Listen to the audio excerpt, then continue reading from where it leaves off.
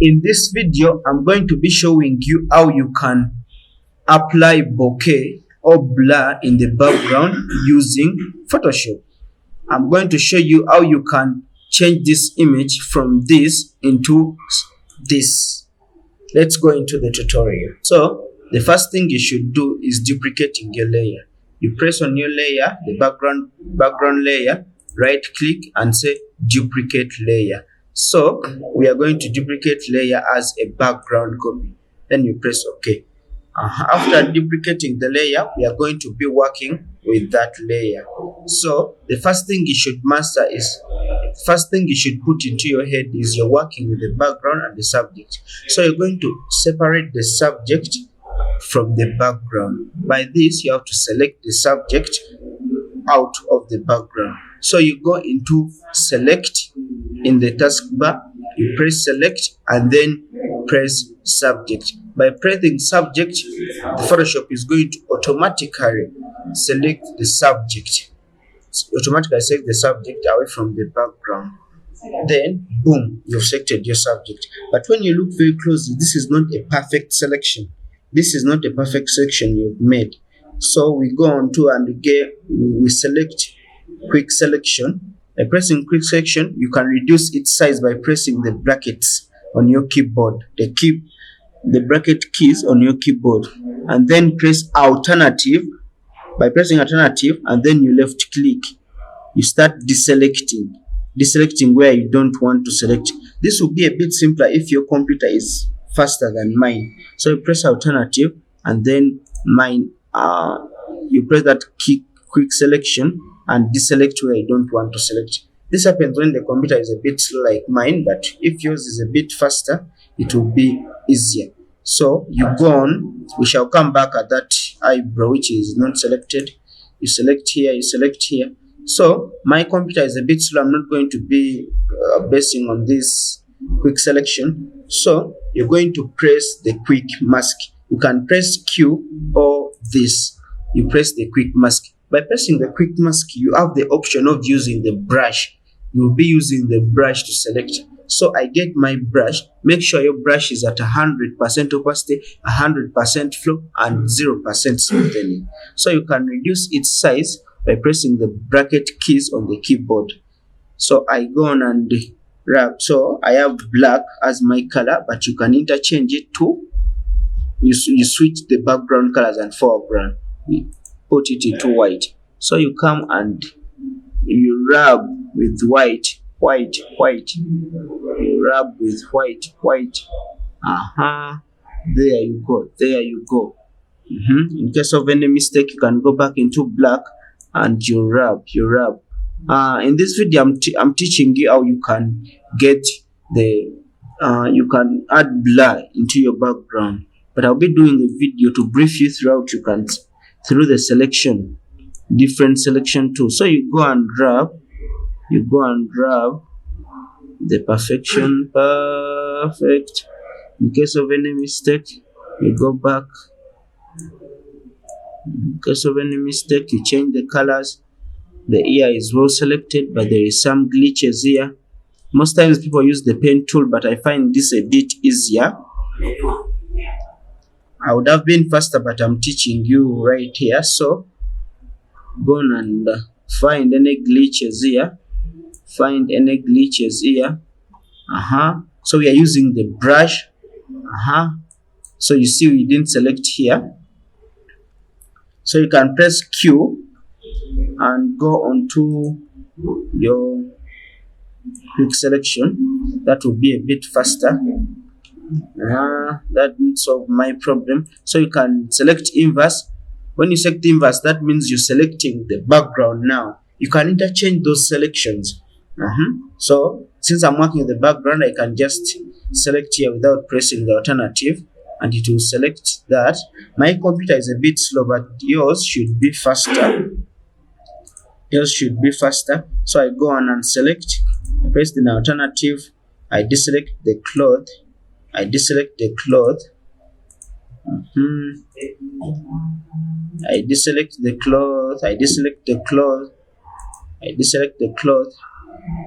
I go on and deselect the arm. Deselect the harm. There we go. There we go. You can bring back the quick mask.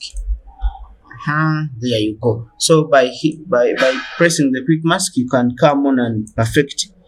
Pressing black, you perfect your selections.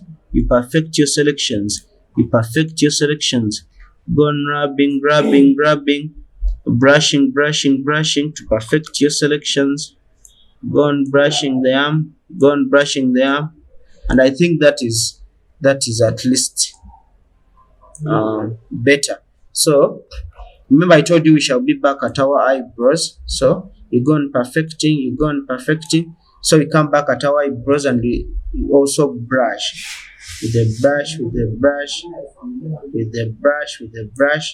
This is not a perfect way of selecting the air and brush, but I'll be doing a tutorial about how you can perfectly select the air and so on.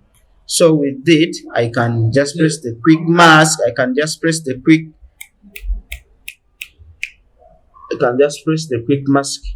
So with pressing the quick mask, here we go.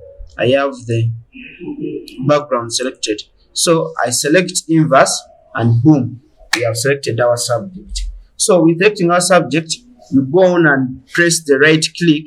Pressing the right click, you say layer via copy.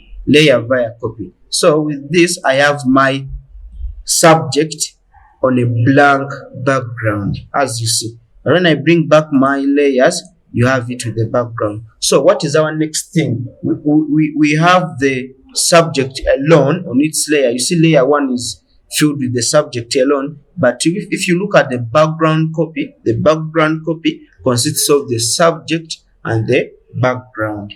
So the best thing to do is to even create another layer which only has the background. So you go onto layer 1 which has only the subject, and then you just roughly select, and then it will select only the subject because that layer has only the subject. So you go onto the background copy, you select the background copy, go into select. When you go into select, go to modify. When you go to modify, go to expand. When you go to expand, they'll ask you expand by how many pixels. Most times I choose 20 pixels. So you press OK, and then they have expanded your selection. You can see the difference. We are from this into this. When you have expanded that, you'll be able you've gone 20 more pixels away from the subject. So by doing this, I'm going to delete the subject away from the background. So I right click and then say fill. Content aware should be checked, the mode should be normal, and the opacity should be 100. Then you press OK. When you press OK, the Photoshop will automatically fill this background. It will delete out. It will delete the subject and fill in the environment. It will fill in the other background elements, the trees, the vegetation, everything. So you let your Photoshop do the work. If your Photoshop is faster than mine, it will be able to delete this a bit faster than what you're seeing right now. So with this, when I remove my layer 1, you can see that we have the background on its own. So we are done with the first step. So the first step is to separate the background, to separate the subject from the background. So that's what you can do. After this, we are going to apply the bokeh. The next step is even simpler than what you have gone through. You're selecting the background. Remember, we are applying blur on the background. So you make sure you've checked the background copy. Go into filter. When you go into filter, go into the blur gallery and choose field blur. You can choose field blur, you can go into blur, you choose lens blur. There are lots of blur. Some people use tilt shift, but most especially I use the field blur. So I press field blur. With field blur, I have the options of increasing and decreasing the intensity of this blur. So I increase. If I increase up to something like 300, it is way too much, but it looks beautiful, isn't it? Yeah. So I can vary the bokeh to something like 70, something like 60. So I'm going to go with 60. Yeah, it should look good. So when I go to 60 and press OK, Photoshop will apply my changes into the background. So boom, I have my bokeh in the background. So you can see we have moved from this into something like this. If you feel like this bokeh is too much, still you can go back. Still you can go back. Still you can go back into here. You choose the field blur and vary. You can vary according to your preferences. You can go to 40. Yeah, I think 45 looks a bit more natural. Yeah. So that's how you apply back bokeh in the background. In case you don't have that 70-200, you don't have that longer focal length, you don't have the wide open aperture like 1.4 and 1.2. So after that, you can go onto the background and flatten your image.